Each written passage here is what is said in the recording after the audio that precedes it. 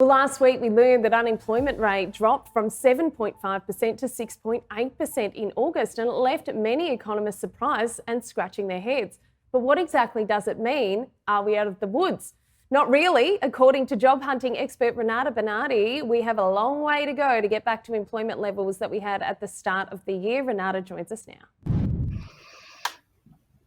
Good morning to you, Renata. Good morning, Alana. Nice to be back.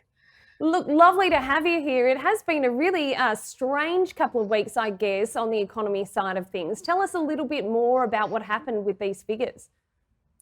Well, the figures were surprising for some, but not really for me. I have been telling my clients to do exactly what has happened. Many people are now sole traders, and it appears that, they are working. But sole traders are making very little money. In fact, they may not be making a lot of money at all.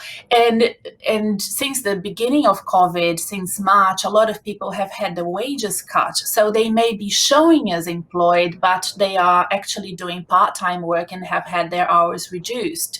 So the fact that we have gone from 6.8 to 7.5 doesn't mean that people are earning what they were earning back in January. Quite the contrary, a lot of people have had their household income reduced. And what will get us out of this recession is household income going back to the levels that it was back in January. That's what we need to work towards, not employment figures. Employment figures are confusing a lot of people at the moment. Okay, so what are some strategies that people can actually use to apply and boost their income and their working hours, particularly while we are still, for many in Victoria, in really challenging circumstances, still staring down the barrel of another 4 weeks of lockdown, really? So I have a couple of things to say. First of all, I've said this before here at Ticker TV. If you are looking for full-time employment in permanent roles, either part-time or full-time, that's perfectly fine, but you may have to wait a little bit longer than normal. Usually people under what we call frictional unemployment are in between jobs for 3 to 6 months. It could be that you would have to be longer depending on your sector, industry, profession, and career level. And you need to be prepared for that. It could be that you may have services that you can provide while you're looking for work. So set yourself up as a sole trader. Set up an ABN. It's easy to do.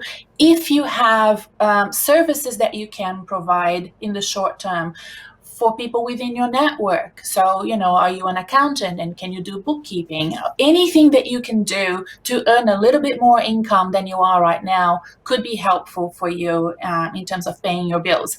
The other thing that I am always recommending my clients and the people that follow me on LinkedIn or social media is continue to look for work. And in this case, I'm actually at odds with many of my fellow coaches and outplacement companies that are telling people that have been made redundant to wait until 2021. Do not wait. Continue to look for work. It's the best time to apply, even though there are not as many jobs now to apply for as there were before, and there will be more jobs in the future. It's good for you to practice that muscle of applying, getting your resume ready, putting in job applications, and building yourself that routine. Professionals in the corporate sector are not as used to failure as other people in other professions, like sports people and athletes and creatives and scientists. They are used to failing all the time. And we need to get that muscle ready and become resilient, and also get tips and ideas and trends about what is actually going to be perceived as important qualities for the new world of work coming up.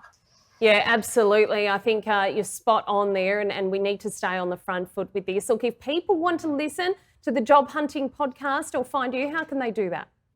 Well, the Job Hunting podcast is available anywhere you can find podcasts these days. So just search for that name or find me on LinkedIn. My name is Renata Bernarde with 2 R's, and connect with me. There are lots of little tools and better resources on LinkedIn that are not available to everyone, mind you. But if you connect with me, I can send you some information about that. Like, for example, the service offering on LinkedIn is not available to everyone. You have to request access to that better tool, but I'm happy to help you find it.